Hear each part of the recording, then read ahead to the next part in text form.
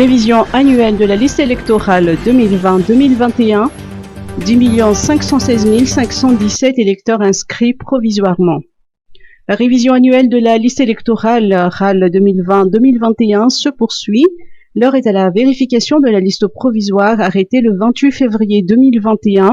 Au total, 10 516 517 électeurs ont été enregistrés dans 331 419 additions et 196 035 retranchements, d'après le rapport de la CENI. Par ailleurs, la CENI tient à sensibiliser les citoyens à consulter et vérifier la liste provisoire qui sera affichée dans chaque fuktanj. Les électeurs peuvent apporter des remarques et des rectifications dans un délai de 20 jours après l'affichage. La RAL 2020-2021 sera clôturée le 15 mai 2021. Grève des étudiants de Woodvoorn, plainte des commerçants. Les commerçants de Woodvoorn et ses environs se plaignent d'être les victimes collatérales des manifestations estudiantines de l'École supérieure polytechnique d'Antananarivo. Pas plus tard qu'hier soir, ces manifestations se sont transformées en pillage et vandalisme, déplorent les commerçants qui pointent du doigt des éléments perturbateurs qui se seraient incrustés parmi les étudiants. Un étudiant qui a préféré garder l'anonymat a indiqué que les étudiants ne font que réclamer le paiement des 4 mois de bourse et d'équipement et que ceux qui ont saccagé les boutiques sont des éléments extérieurs qui ont profité de la manifestation. Aux dernières nouvelles, le paiement des bourses a débuté aujourd'hui. Principauté de Monaco, Nyarlathotep, soutenir les entrepreneurs et les PME. À Madagascar, 70 à 80% des salariés travaillent dans des petites et moyennes entreprises. Créer des milliers de PME et des millions d'emplois est l'objectif du gouvernement de la Principauté de Monaco et un réel défi pour le fonds d'investissement d'impact Nyarlathotep.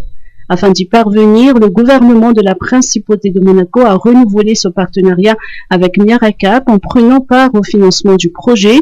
La contribution de Monaco d'un montant total de 200 000 € sur 3 ans, 2021 à 2023, sera administrée par Nyarlathotep.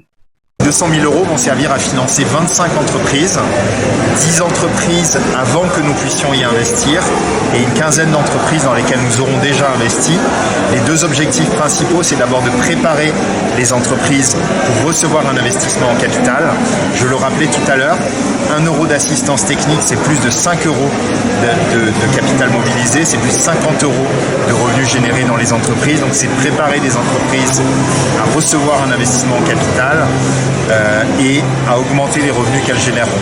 Ça permettra aussi de financer des entreprises dans lesquelles nous avons déjà investi pour renforcer leur impact social, pour les structurer et finalement pour les rendre plus fortes.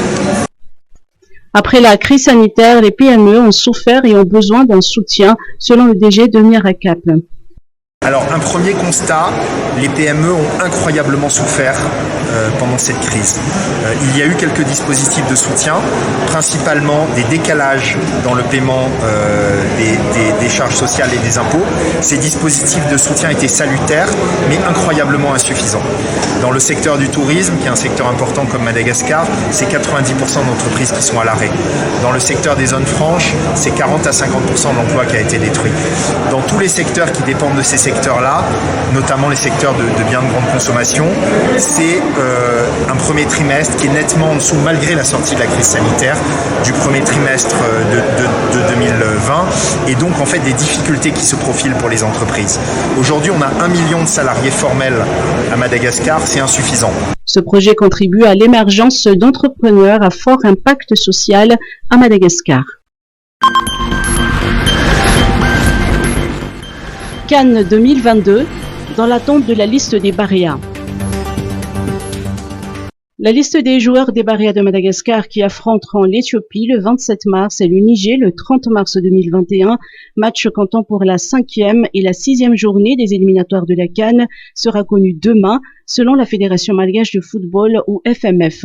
Selon les informations, le sélectionneur Nicolas Dupuis peine à former l'équipe. Certains joueurs comme Jérémy Morel et Thomas Fontaine